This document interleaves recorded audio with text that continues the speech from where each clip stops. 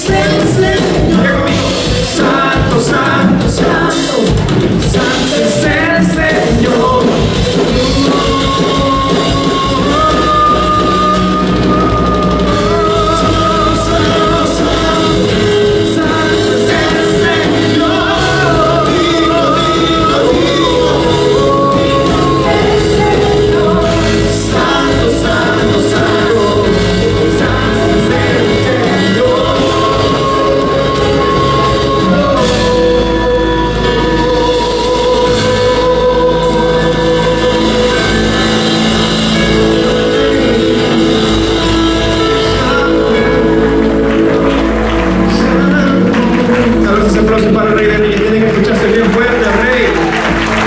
Te adoramos, Señor. Te adoramos, Señor Jesús. Fuerte ese aplauso al Señor Jesús. Digno, santo eres, Señor. Santo eres, Señor. Te amamos, te bendecimos. Diga conmigo, gloria, gloria.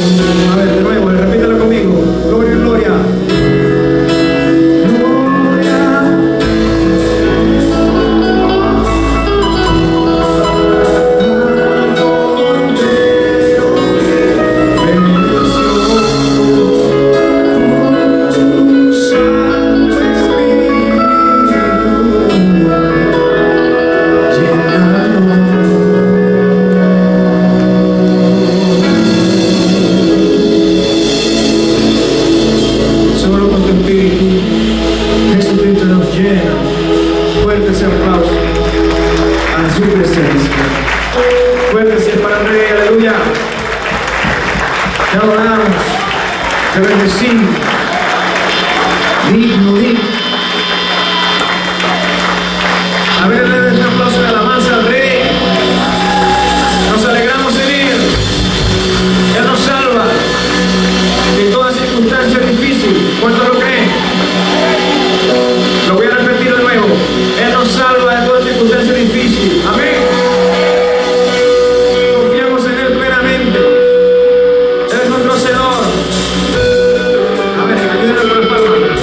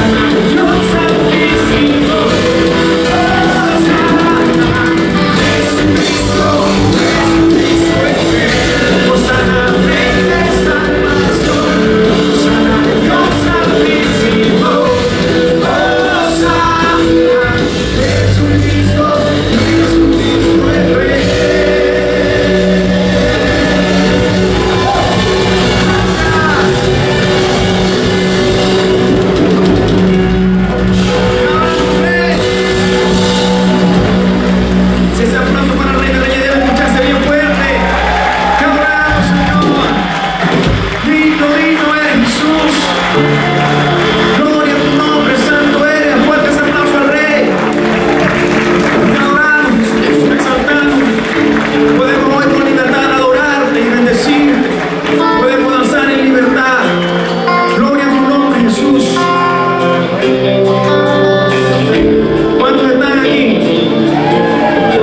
¿Sabe qué? Dios está aquí. Está en su corazón.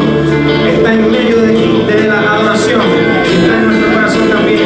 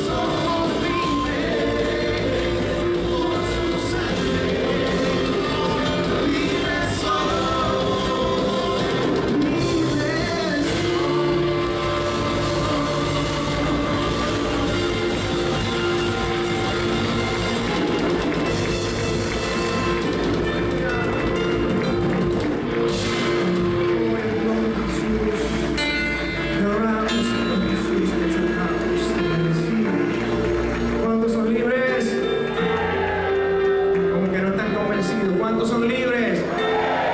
Te adoramos, Señor, te exaltamos. Te bendecimos, digno eres. Te damos gracias por tu presencia esta mañana. Solo creyendo en ti podemos agradarte. Gloria a tu nombre, Jesús. Gloria a tu nombre, Jesús. Diga conmigo. De libertad en la casa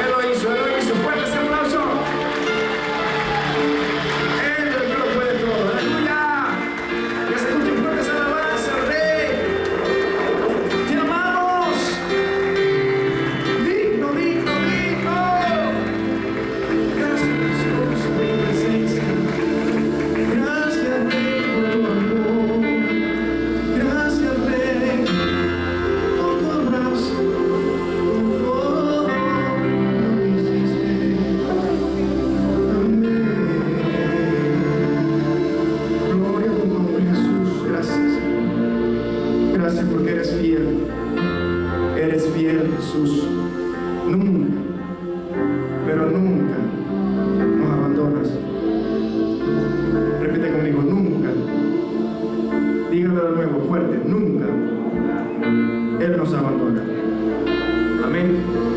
Un aplauso al Rey. Voy a tomar su asiento, hermano y hermana. Hoy voy a tocar el último punto de este tema para luego retomar en enero ya otros textos fundamentales que tienen que ver con los últimos tiempos y la venida de nuestro Señor Jesucristo, que sin duda, de acuerdo a la mayoría de los estudiosos y entendidos en la profecía bíblica, se están dando cumplimiento a los eventos, tal como leyó nuestra hermana, que Él anticipa el futuro y nos dice qué va a acontecer, para que nosotros estemos alertas y pendientes y demos los pasos necesarios en función de lo que se nos advierte. ¿Okay? Entonces estamos estudiando lo que es el concepto de apostasía. Bueno, lo que es la apostasía nos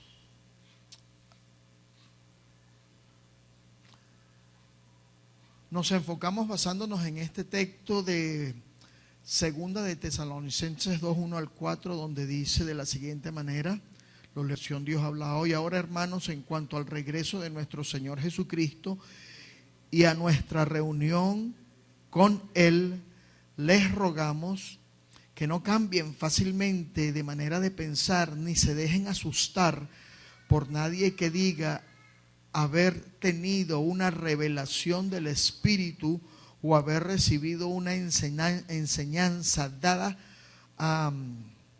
de palabra o de carta, según la cual nosotros habríamos afirmado que el día del regreso del Señor ya llegó. No se dejen engañar de ninguna manera, pues antes de aquel día del regreso del Señor tiene que venir la rebelión contra Dios, o sea, la apostasía, la rebelión contra Dios, cuando aparecerá el hombre malvado, el que está condenado a la perdición. Este es el enemigo que se levanta contra todo lo que lleva nombre de Dios o merece ser adorado. Entonces, Segunda de los Tesalonicenses 2:1 al 4. Y luego pasamos a Timoteo, donde ya empezamos a describir la sociedad que va a protagonizar y que ya está protagonizando la última gran rebelión contra Dios. Entonces Pablo le escribe a Timoteo y le dice: sabe también esto, que en los postreros días, los últimos días, vendrán tiempos peligrosos, porque habrá hombres amadores de sí mismos, avaros, vanagloriosos, soberbios, blasfemos, desobedientes a los padres, malagradecidos, sin santidad, sin afecto natural, desleales, calumniadores, incontinentes, crueles, aborrecedores de los que son buenos, traidores, impulsivos, vanidosos, amadores de placeres más que amadores de Dios, teniendo apariencia de piedad, mas negando la eficacia de ella. A estos evita. A estos evita. Entonces ya pasamos por los versículos del 2 hasta el 4 y hoy vamos al 5. Introdujimos el tema de la última gran rebelión contra Dios. Dijimos lo que significa el concepto de apostasía, su etimología, su uso, el momento en el que se da esta apostasía y las señales que hay de ella de una manera sucinta. Ese fue pues el primer aspecto que estudiamos. El segundo aspecto que estudiamos es el contexto en el que se da la apostasía, y dijimos pues que es en el occidente cristiano, en esta parte del mundo, el mundo occidental, como denominado mundo cristiano, entre comillas, cristiano, ¿no? Estudiamos entonces cómo es que Occidente se le cataloga como cristiano. Desde luego, si usted lee la historia se va a dar cuenta de cómo el cristianismo influyó en Occidente y todo lo que significa o significaba, porque ya no es así, se dio un giro a partir de los años 1960, 70, con el movimiento Contracultura, donde inicia toda una agenda orientada hacia el nuevo orden mundial. ¿Okay? Estudiamos entonces ese occidente apóstata, primero ese occidente cristiano, pero luego ese occidente apóstata y que se revela de una forma radicalmente incisiva contra Cristo, contra Dios, contra la iglesia. Entonces, el último aspecto que estamos estudiando de la apostasía, de esta gran rebelión de los últimos tiempos, son sus características. Vimos las características generales, enfatizamos ahí en el versículo 1 de Primera de Timoteo 2, del elemento días peligrosos. Peligrosos. Enfatizamos ahí que la palabra peligro es la misma que se usa, me llamó la atención, que se usa sobre el endemoniado gadareno. El endemoniado gadareno en los evangelios se le cataloga como peligroso. Peligroso, no se le podía acercar la gente porque les volaba encima, ¿no? Pues estos días son tan peligrosos como el endemoniado ese. Se le da el mismo calificativo a estos días que se le dio en el evangelio a ese endemoniado. Entonces, otra de las características generales, es que de forma general esos días son días donde la mentira se proliferará y se está proliferando de manera vertiginosa. Vivimos en una sociedad altamente mentirosa. Ya no se puede creer nada de lo que se dice en los noticieros, nada. Es una mentira, es una sociedad de la desinformación, no de la información. Pues si entonces comenzamos a estudiar las características particulares en función de los hombres que integran esta sociedad. Y los hombres y las mujeres que integran esa sociedad, pues las acabamos de leer en el texto de Timoteo. Y vamos a ir al último versículo donde aparece la descripción de estos hombres, aunque Pablo retoma y dice algunas otras cositas más adelante, pero realmente el párrafo donde lo describe termina aquí, después desarrolla otras ideas junto con otros elementos que no señala aquí. Pero entonces el versículo 5 de Primera de Timoteo 3, allí dice lo siguiente: teniendo apariencia de piedad, mas negando la eficacia de ella. Vamos entonces aquí a hablar, y hermano, lo que voy a hablar aquí es crítico. Si todo lo que hemos hablado de esta sociedad en plena y completa y absoluta rebelión contra Dios, lo que vamos a decir ahora es crítico porque nos toca a nosotros, la iglesia de Cristo, de forma directa. Porque esta sociedad es la sociedad de la iglesia light. Diga conmigo, iglesia light. Yo se los vine anticipando, ¿no? Pero ahora sí lo vamos a estudiar. Iglesia light. ¿Usted ha escuchado la palabra light? Es de origen anglo, inglés, ¿no? Light. ¿Qué significa light? Ligero, liviano. Nómbreme un ejemplo de algo ligero, liviano. ¿Ah? No. Respecto a light, que use la palabra light. ¿Ah? Coca-Cola Light. Yo sé que no quieren mencionar la otra porque son muy evangélicos, ¿verdad? Entonces no quieren no quieren decir Polar Light. Levanten la mano los que se han tomado una Polar Light. Gracias por su sinceridad, hermano. ¿Por qué?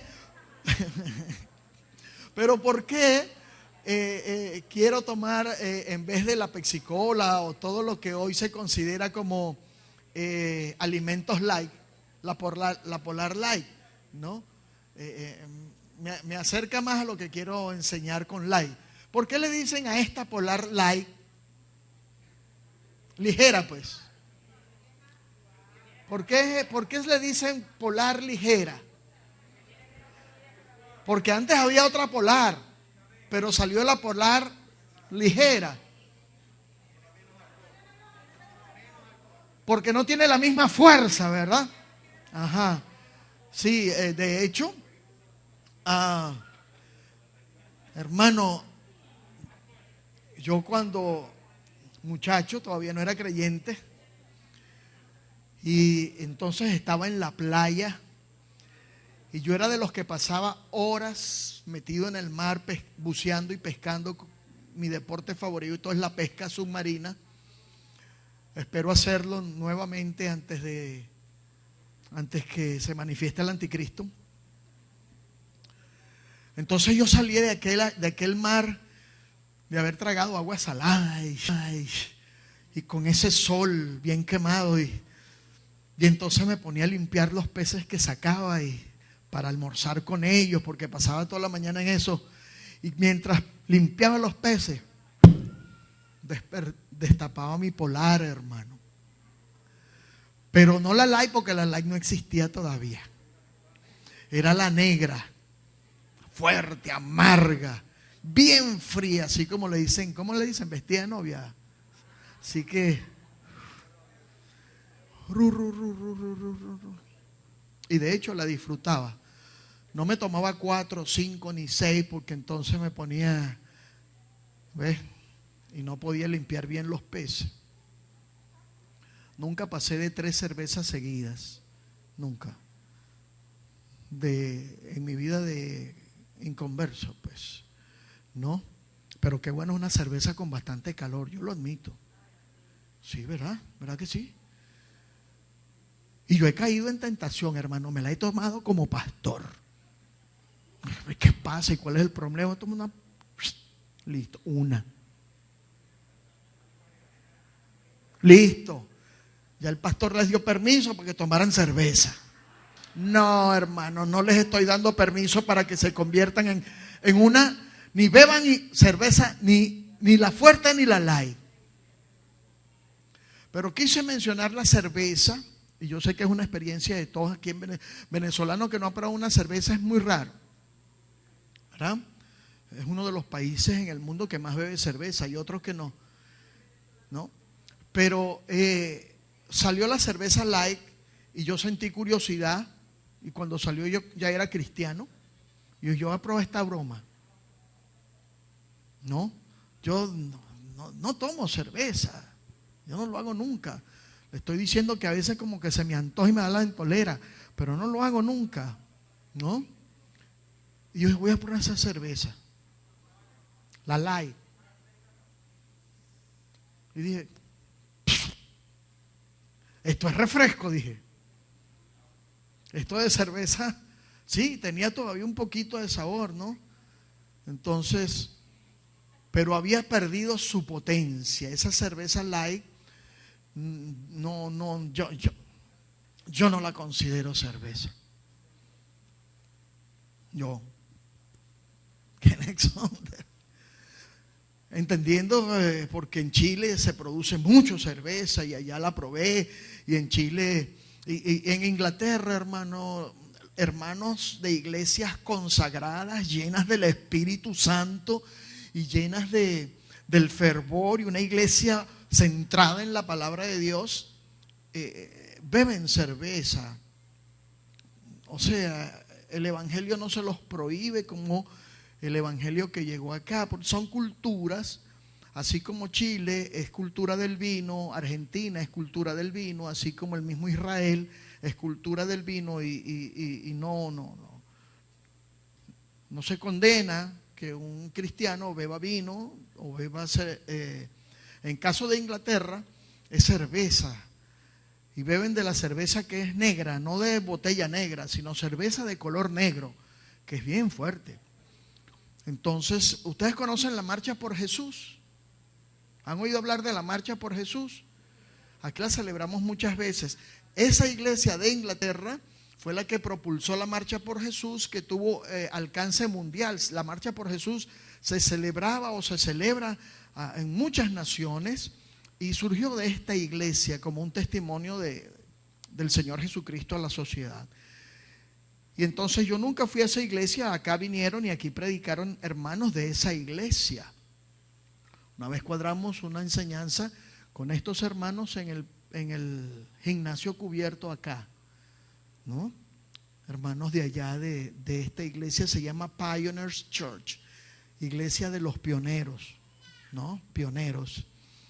Y si me dicen hermanos que fueron los que trajeron a estos hermanos que yo invité aquí.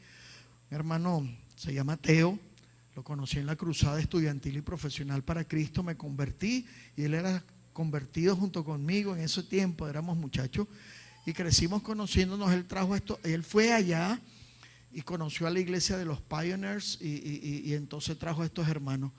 ¿Y sabe lo que me contó Teo? Que esa iglesia inmensa, una iglesia muy grande, tenía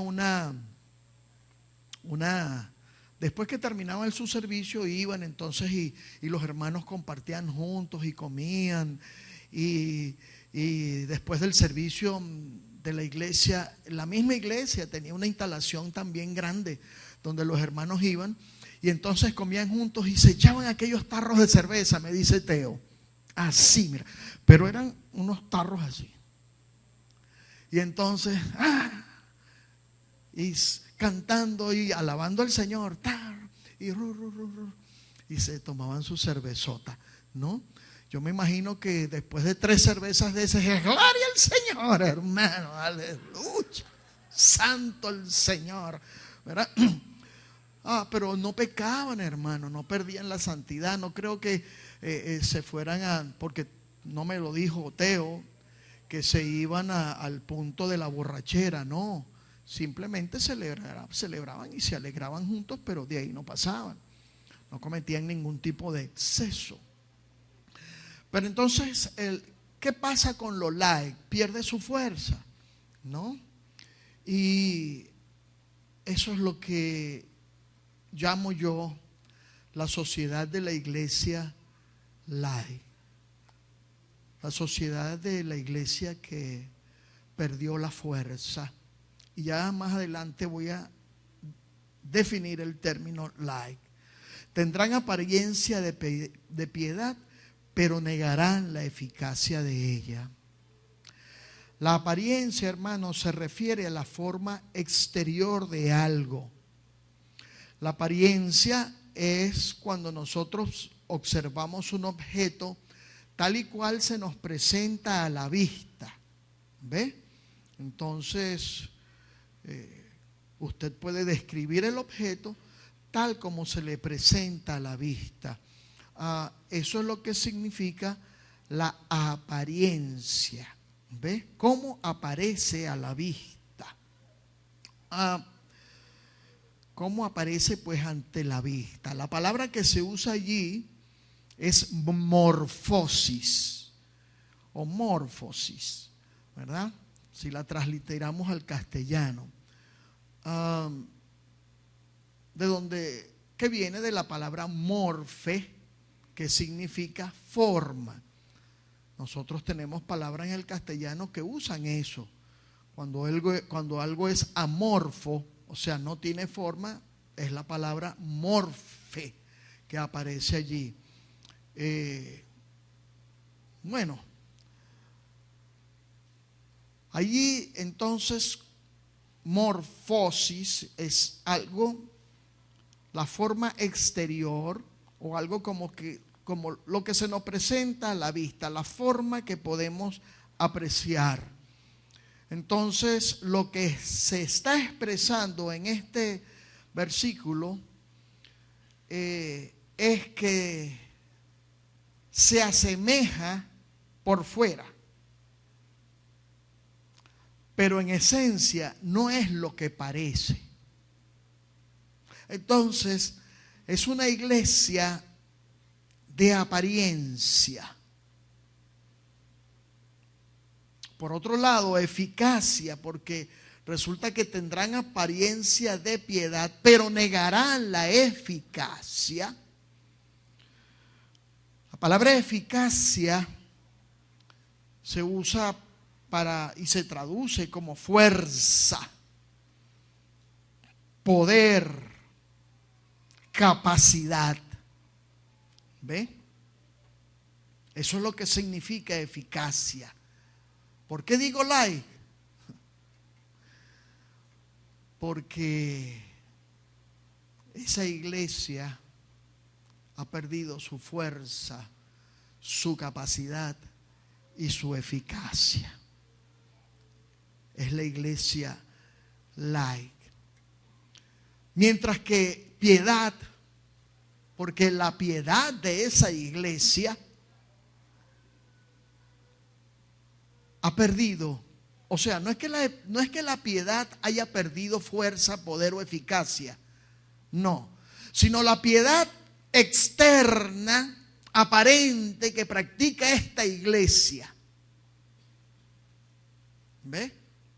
Tendrán apariencia de piedad, pero negarán la eficacia de ella. No es que la piedad haya perdido su eficacia, sino que esa iglesia niega el poder de la piedad. ¿Me está captando? ¿Qué es la piedad? Nosotros lo estudiamos aquí cuando estudiamos primera de Timoteo 3:16. E indiscutiblemente grande es el misterio de la piedad. Dios o Cristo fue manifestado en carne, visto de los ángeles, predicado a las naciones, todo eso. La piedad no es otra cosa que el evangelio mismo. La piedad es la esencia. Cuando estudiamos ese texto, llegamos a la conclusión de que la piedad es la esencia del evangelio. La piedad es el evangelio vivido. ¿Ve? La vida y el poder que tiene ese evangelio para impartir una vida nueva. Entonces, entendiendo eso, que piedad es evangelio, ahora vamos a entender un poco más el texto. Estas personas se muestran como cristianos, pero en realidad sus vidas no han sido transformadas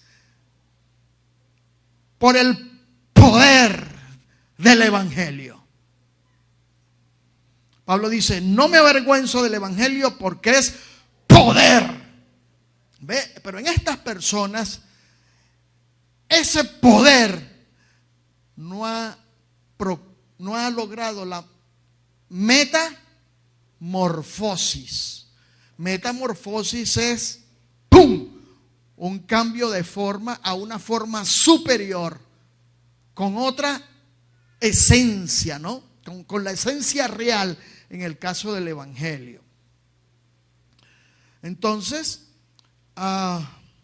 estas personas se muestran como cristianos, pero en realidad sus vidas no han sido transformadas por el poder del evangelio. Revela, hermano, lo más grave de todo lo que se viene diciendo.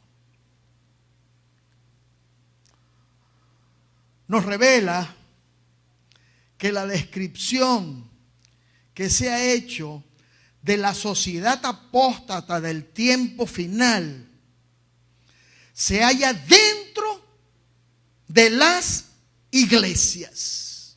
Ahora, y esto es lo grave,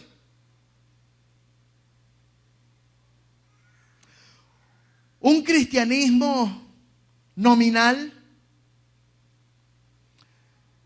sin conversión ni nuevo nacimiento.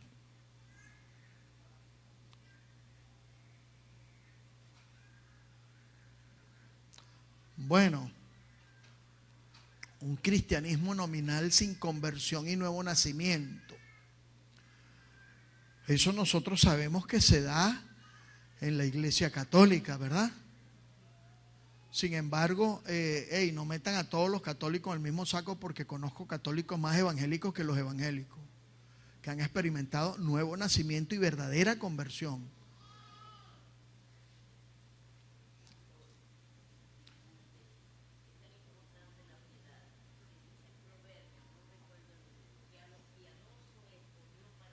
Claro, desde luego. Tan importante es el término piedad en la Escritura que en el Nuevo Testamento se reduce a evangelio, y que el misterio de Cristo y de Dios es el misterio de la piedad, ¿no? De la eficacia y el poder de ese evangelio regenerador. Entonces, lo grave de todo esto es que Pablo en Romanos, cuando hace la descripción de la sociedad, cuando estudiamos el tema de la involución del hombre hacia la homosexualidad y a toda una sociedad opuesta y radicalmente a Dios, vimos que se revela paralelamente al Evangelio, ¿no?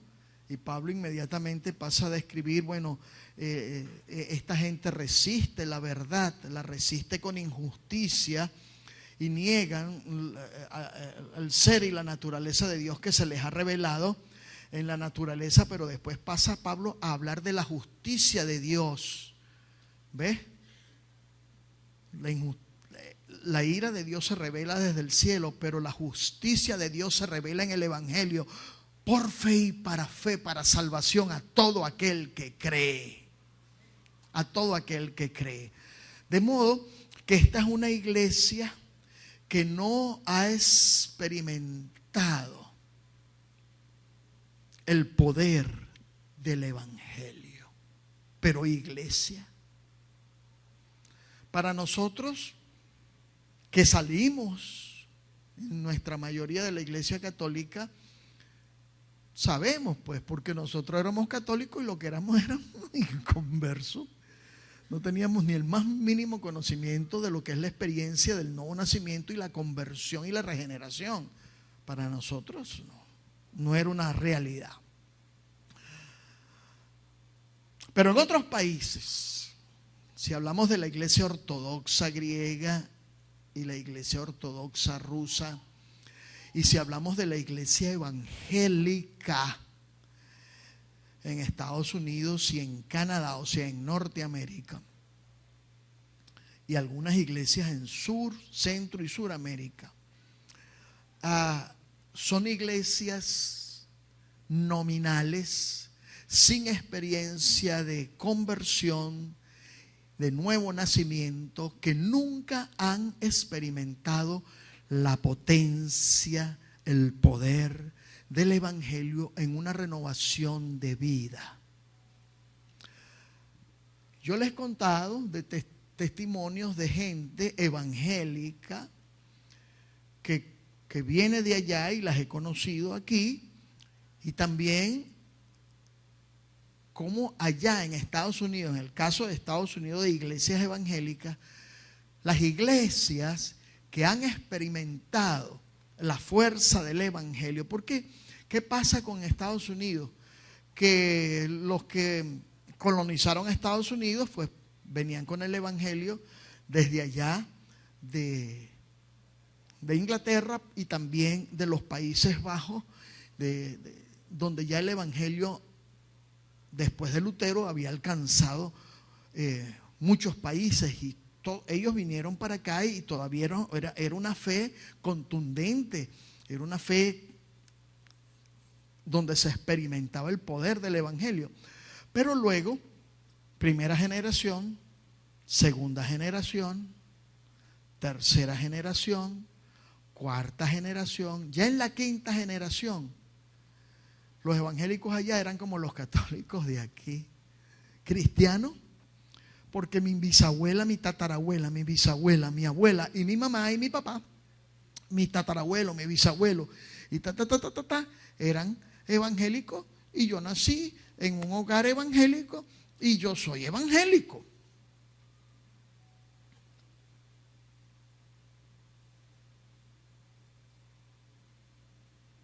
Y hay muchas iglesias así.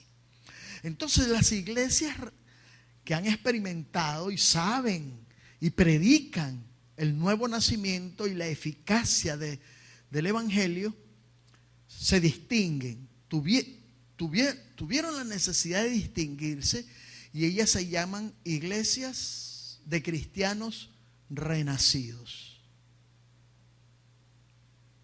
para diferenciarse de las otras iglesias que de cristianos solo tienen el nombre, que de evangélicos, de bautistas o de presbiterianos o de lo que sea, solo tienen el nombre.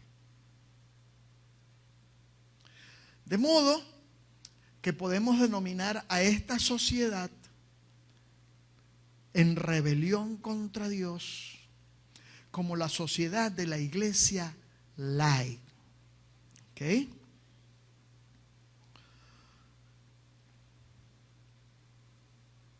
Entonces, pues, el término light se refiere a algo que carece de las cualidades esenciales.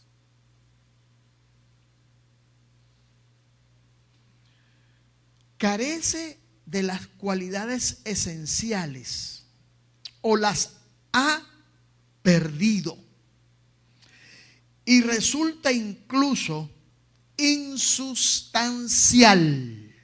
Eso es light. Eso es light, lo repito. Lo que carece de las cualidades esenciales o las ha perdido y resulta incluso insustancial. La iglesia light es una iglesia sin la experiencia del verdadero evangelio del Señor Jesucristo. Una iglesia light se encuentra totalmente amoldada a esta sociedad que se ha revelado y que se está rebelando contra Dios. Una iglesia light es incapaz de poder aplicar a su vida lo que enseña Romanos 12, 1 y 2.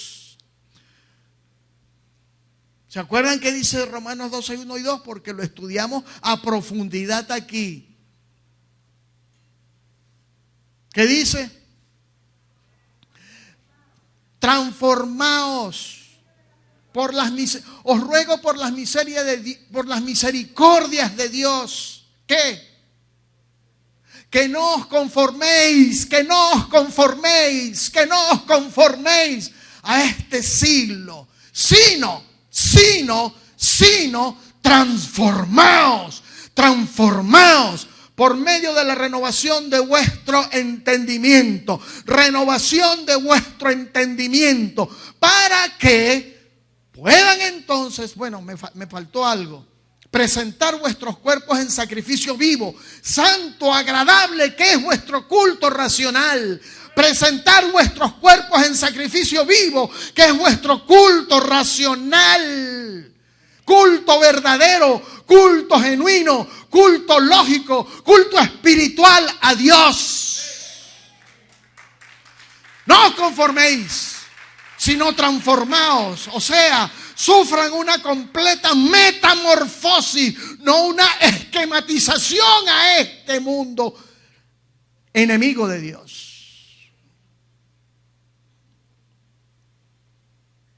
Entonces podremos comprobar la voluntad de Dios, que es buena, agradable y perfecta. Una iglesia light que ya el evangelio que dice practicar ha perdido toda su esencia y su sustancialidad. ¿Qué va a entender de metamorfosis, hermano? ¿Qué va a entender de comprobar la buena voluntad de Dios? ¿Qué va a entender? Nada. Perdonen el lenguaje coloquial, aquí en este lado del mundo, Venezuela, ¿verdad? La iglesia es una iglesia bolúa, una iglesia ignorante, una iglesia que dice saber mucho, pero en realidad perdió su consistencia, su esencia y su fuerza. Niega la eficacia del evangelio para transformar vidas, porque está llena de gente no transformada, no regenerada, no convertida al Señor. Entonces, Pablo añade un comentario adicional y lo conecta con otro tema que desarrolla un poco más adelante, allí en segunda de Timoteo 3, 8 al 9, ¿no? Donde dice, y de la manera en que Janes y Jambres resistieron a Moisés, así también estos hombres y estas mujeres de las que se viene hablando en esta sociedad y que ahora pues estamos ya metidos dentro de lo que es la iglesia, señalando lo que es una iglesia laica conforme a esta sociedad. Entonces estos resisten a la verdad. Son hombres corruptos de entendimientos y réprobos en cuanto a la fe. Mas no llegarán muy lejos, porque su insensatez, su brutalidad, será manifiesta a todos, como también fue la de aquellos, o sea, la de James y Jambres, que resistieron a Moisés.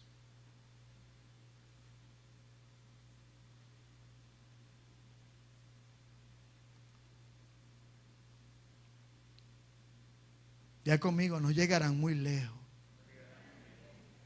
Ellos creen que, bueno, van a todo tren, ¿no? Corriendo en su desenfreno.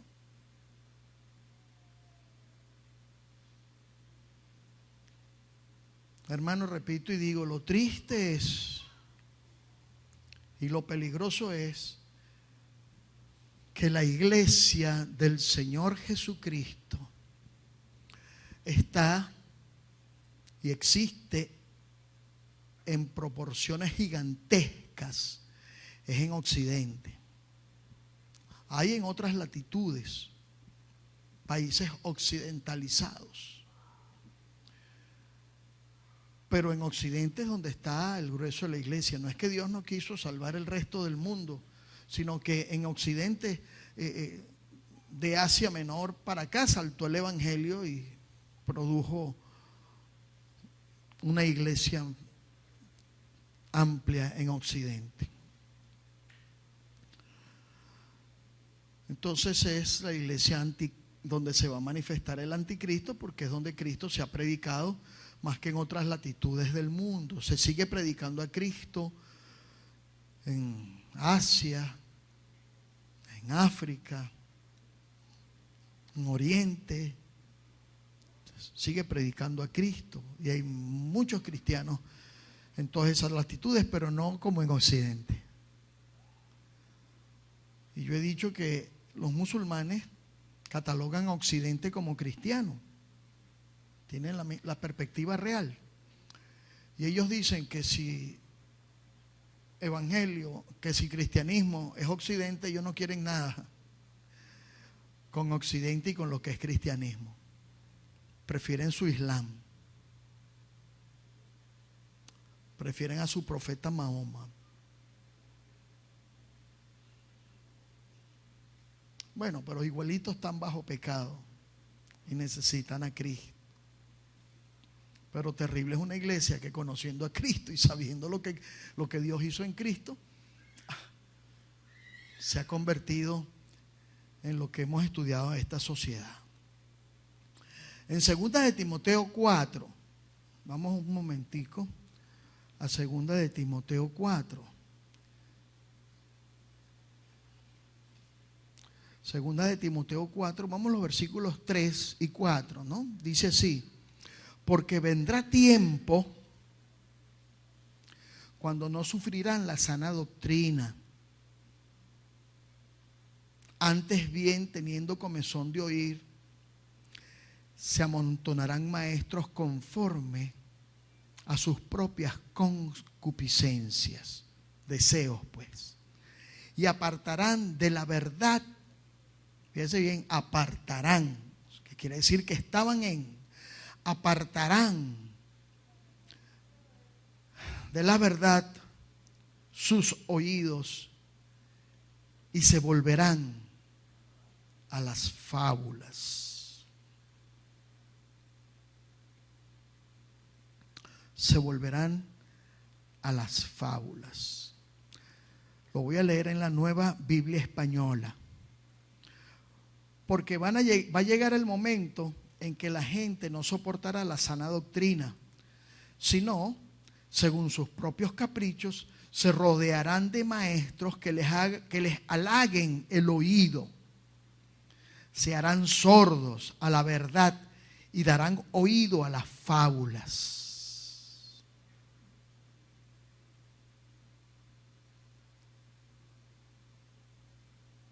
¿Cuántos no amarían un profeta como este? Por ejemplo, voy a representar uno.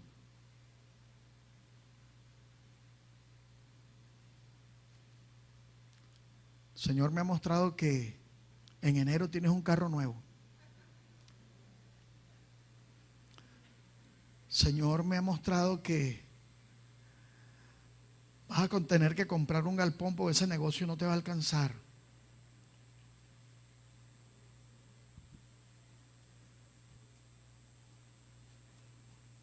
Tú prepárate porque te viene un esposo con bastante dinero.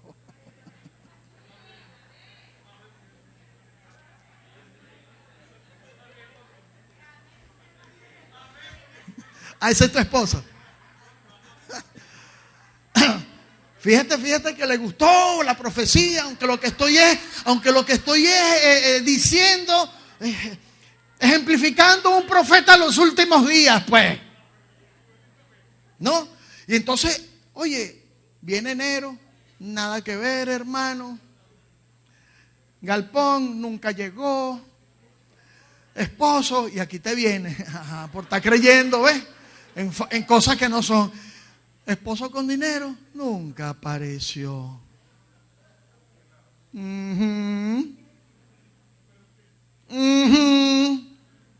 Porque se amontonarán a escuchar lo que quieren oír. O es que no les gusta escuchar estas cosas. Y prosperidad, y prosperidad, y prosperidad, y prosperidad, y pacta, y pacta, y pacta, y pacta, porque lo que te viene es casa con piscina, porque lo que te viene es yate, porque lo que te viene es limusina, porque lo que te viene es avión privado, porque esto. Oye, yo voy para esa iglesia, hermano.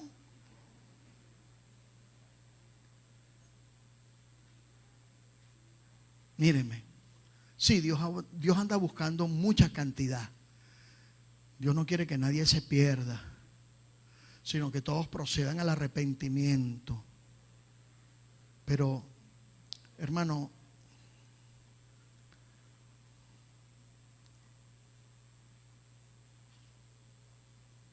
y Dios ama a la iglesia.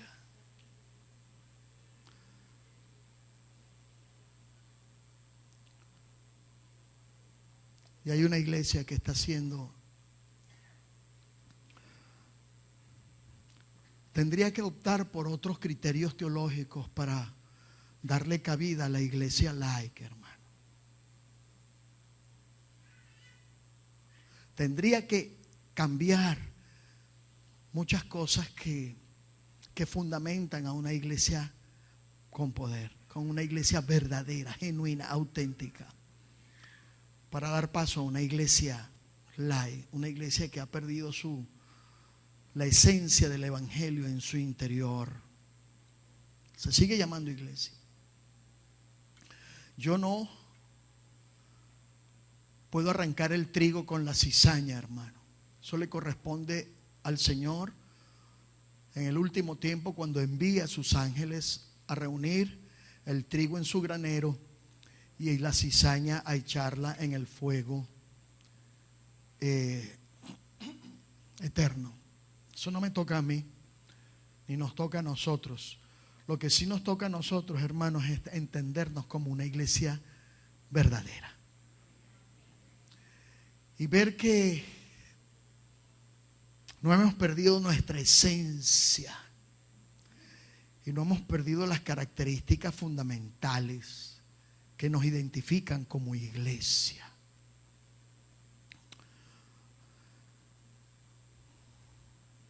Fábulas. Que Jesús fue gay y que el amante fue el apóstol Juan. Que María Magdalena fue la mujer de Jesús. Bueno, y si hay una Biblia gay, tiene que haber una Biblia que entonces diga que Jesús era gay y andaba con Juan, y que también andaba con María Magdalena. O sea, era para los dos lados, como dicen, ¿no? Jesús, ¿verdad? Que David y Jonatán eran homosexuales, porque el amor de David por Jonatán era superior al amor de 1000 mujeres.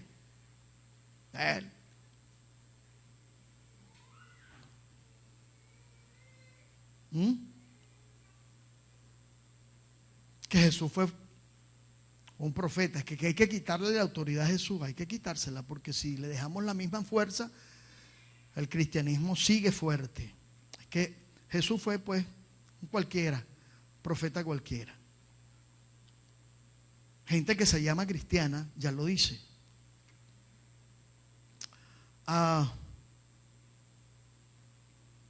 Bueno, para los que se comen toda clase de cuentos, era un alienígena, un extraterrestre.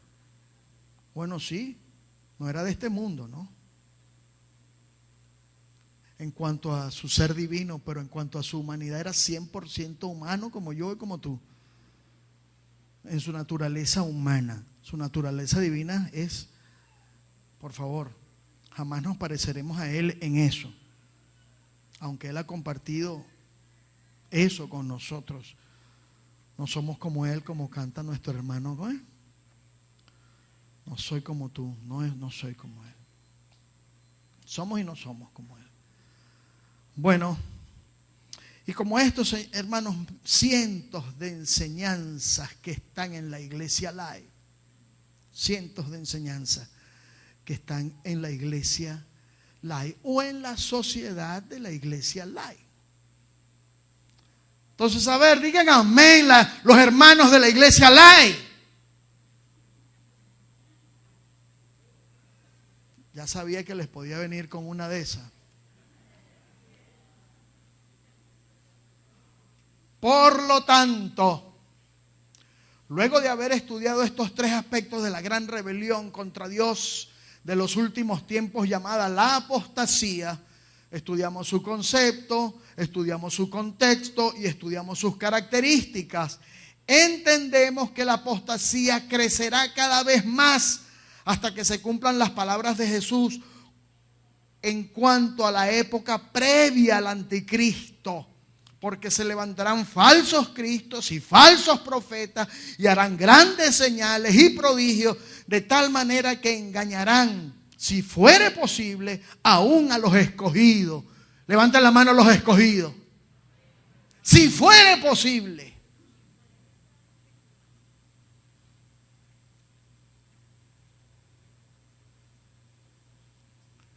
Todo esto alcanzará un punto culminante, hermano, al cual Jesús hace referencia en Lucas 18:8 cuando pregunta: pero cuando venga el Hijo del Hombre, ¿hallará fe en la tierra?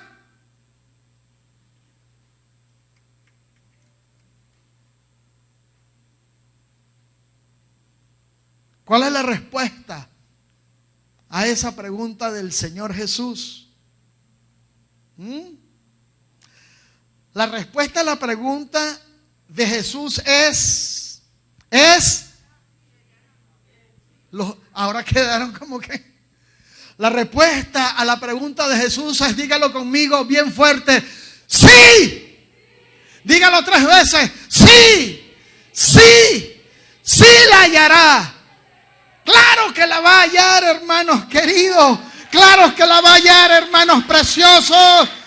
¿Por qué? ¿Por qué podemos decir con certeza que esa respuesta es sí? Y claro que la hallará. Porque Jesús va a hallar una iglesia fiel, que supo contrarrestar y resistir los embates de esta gran rebelión llamada apostasía y salir victoriosa de ella. Una iglesia que entiende, que comprende bien, ¿oyó? El consejo que Pablo le da a Timoteo, allí en el capítulo 3, donde estamos. Pero vamos a los versículos 10. Al versículo 10. Y lo leemos en adelante. Ya va. 3:10. Pero tú. Pablo se lo dice a Timoteo. Pero lo agarramos para toda la iglesia. Porque Pablo está enseñando lo que hemos estudiado aquí. A estos evita, le dice allá. Pero entonces le dice así. Pero tú has conocido mi doctrina,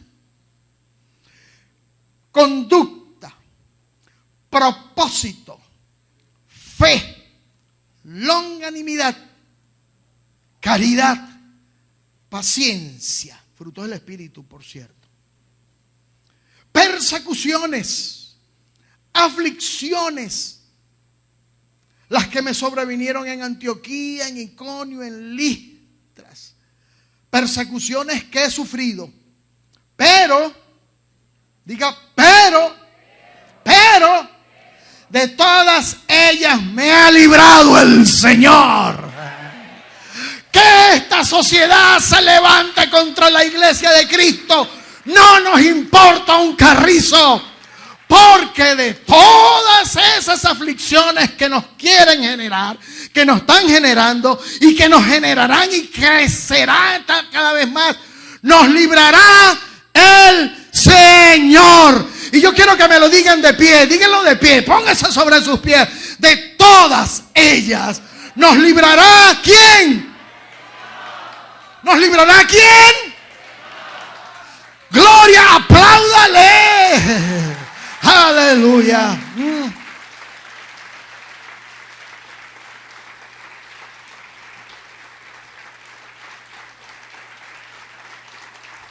Pero quédese ahí parado para seguir leyendo. El 12. Y también todos los que quieran vivir piadosamente en Cristo Jesús padecerán persecución. Hay una forma de no padecer persecución. ¿Sabe cuál es? Me voy para la iglesia light. Y me entalo ahí.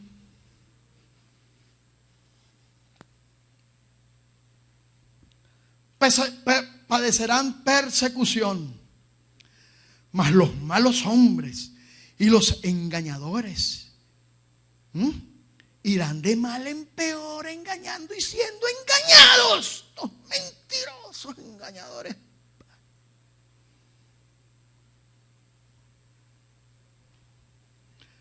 Pero persiste tú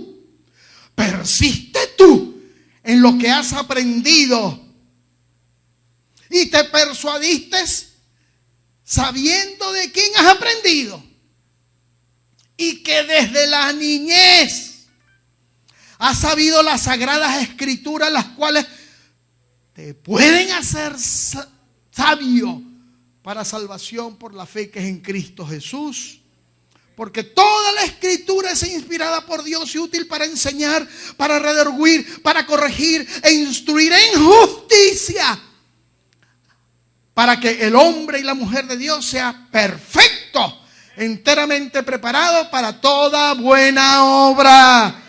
Buena obra. Pero voy con el capítulo 4 porque sigue diciendo ahí: te requiero pues delante de Dios y del Señor Jesucristo, que ha de juzgar a los vivos y a los muertos en su manifestación cuando aniquile el anticristo, en la manifestación y en su reino. Predica la palabra.